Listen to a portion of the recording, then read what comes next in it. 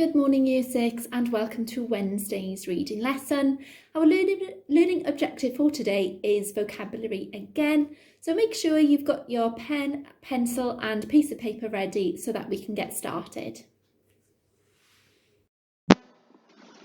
Before we begin today's lesson though, I want to do some shout outs for some fantastic pieces of work that have been sent into the Year 6 email address. So well done Lachlan from 6G for answering the reading questions with exceptional detail and with beautiful presentation. And well done James in 6P for again answering those reading questions with lots of detail. I have awarded you both 2 dojos for aspiration each. Well done. I also have the results from the Kahoot quiz that I sent out to you earlier in the week. So here are the top 10 scorers on the quiz. So well done Alexi at the top of the leaderboard, Darcy, Edward, Amelia, Lexi, Ben, Billy, Ruben, Harvey and James. I will give you all 1 dojo each. And thank you for putting your first names. It's a lot easier now for me to give you those dojos. Well done you. Now don't forget that I have set you a challenge as well of sending in your vocabulary from Tuesday's lesson to the Year 6 email address, because that will form your next Kahoot quiz. As I have said already this morning, the learning objective is to find and explain the meaning of words in context. So we're building on everything that we mentioned in yesterday's lesson. Now I've got a starter task for you, and this will build on the work you did in writing last week with your narratives with Mr. Powell. So here I've got an extract from the text, but I've taken the punctuation out. So I need you to read the passage out loud to yourself and make sure you use expression to help you work out where the missing punctuation goes. If it looks like a character is speaking, perhaps use that expression in your voice to work out what part of the sentence is speech and what part is the reporting clause. Okay, pause the video here, have a go at reading out that text and work out where the missing punctuation goes. Welcome back Year 6. Are you ready to check the answers? Okay, let's have a look. So in green, I've highlighted where the punctuation goes. Let's try reading this out with expression. Mr. Green said. Nice to meet you, Alex muttered. Take him to the blue room, Sile commanded. He turned to Alex. You're fortunate that one of our nicest rooms has come up free, here in the house. We had a security man staying there, but he left us quite suddenly. Okay, so notice how you can use your voice to help you work out where those inverted commas, where those speech marks, go in the text. Well done if you got those right. Okay, now yesterday we talked a lot about the steps to success we can use when answering vocabulary questions. So use these pictures as a bit of a clue for you to think back and try and work out what those steps to success were for answering vocabulary questions. Okay, have you had a little think? Do you remember what strategy each of these pictures represent? Let's take a look. So, around the word. Now remember to read around the word that you're not sure of the meaning of to work out what it means. So use the context, read the sentence the word is in and read the paragraph that the word is in as well. Number 2, use clues from a picture or another text feature. So I know you're looking at newspaper reports now with Mrs. Green. Could you use pictures to help you work out the meaning? And look at for parts of the word that you know. So look at prefixes, look at suffixes to help you. And the next one, so the roots, look at the root word. Can you make a connection to another word you know? Then I've got a picture of a thesaurus to represent synonyms. Can you think of a synonym and pop it in the text instead of the word you don't know and see if the sentence makes sense? And then finally, this is the last step, use a dictionary or a thesaurus to look it up. Now that's the last step because it's a bit trickier to do sometimes, isn't it? You don't always have a dictionary to hand. So we're going to put the substitution step to success into practice now, where I've taken some of the words out of the text, and we're going to be word detectives in this activity. You're going to try and work out what the missing word is in the text. So it's my turn first. I'll show you how I would go about this activity. So here's the section of the text I've taken from Stormbreaker. And you can see here in yellow, I've blanked out one of the words. Let's read and see if we can work out what the missing word is. Alex had to admit that he'd taken an immediate dislike to Herod Sile. No wonder Blunt and the people at MI6. Him. Oh, so first of all, what could the word class be? What type of word do we think is missing that is covered up by the yellow box? Do you think it could be a noun? Do you think it could be a verb? Could it be an adjective? An adverb? What do you think fits in that blank space? No wonder Blunt and the people at MI6. Him. Well, that's got to be a verb, isn't it? It's got to be something that Blunt and the people and MI6 could do to Herod Sile. What clues can I use from the context? Do you think that Blunt and the people at MI6 think positively towards Herod Sile or negatively? Well, it says at the beginning of the sentence, Alex had to admit that he'd taken an immediate dislike. Can I think of synonyms that could fit in that gap? No wonder Blunt and the people at MI6. Do you think it could be hated him?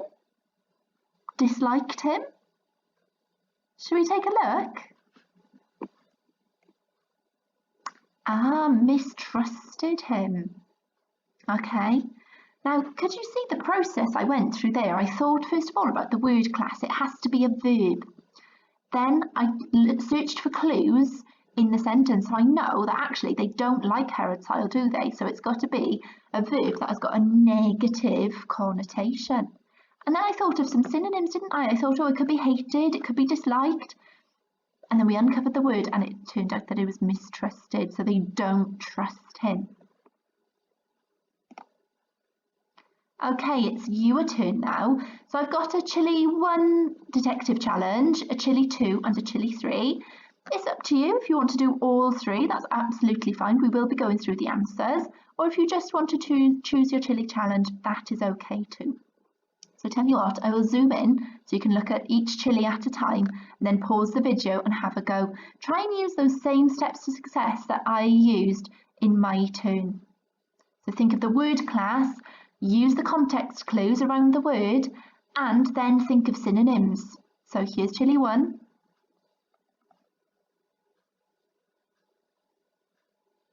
Here is Chili 2.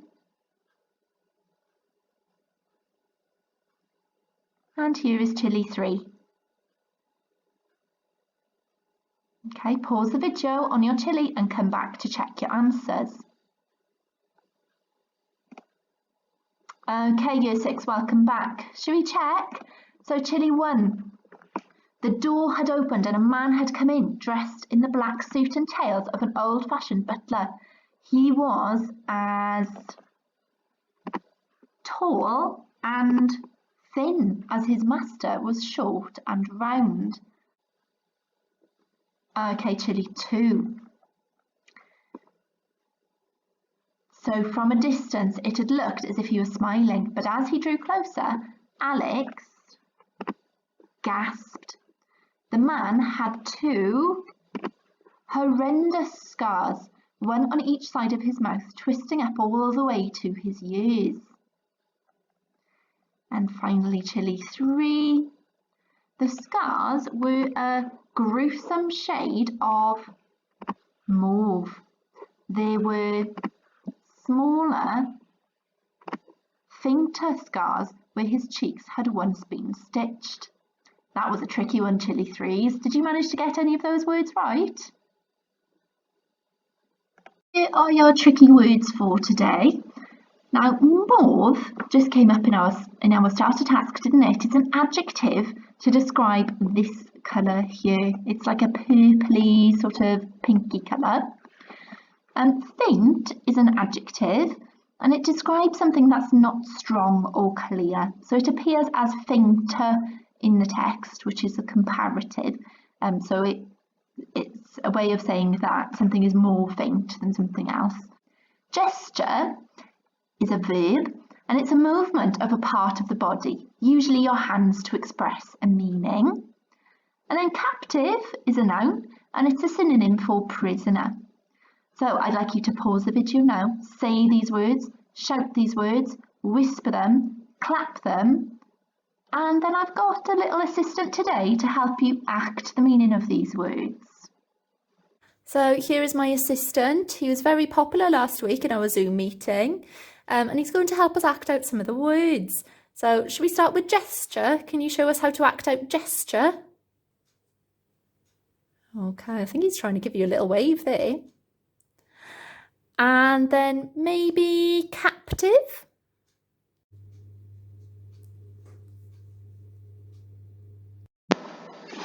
Now, lots of vocabulary questions that you'll get asked ask you to search in the text for synonyms. So it's my turn now to show you how I would go about answering one of these questions. So the question is, find and copy one word. Now this is important to read the question carefully. We can see here that the question is asking me to find one word. So that's exactly what I need to put in my answer.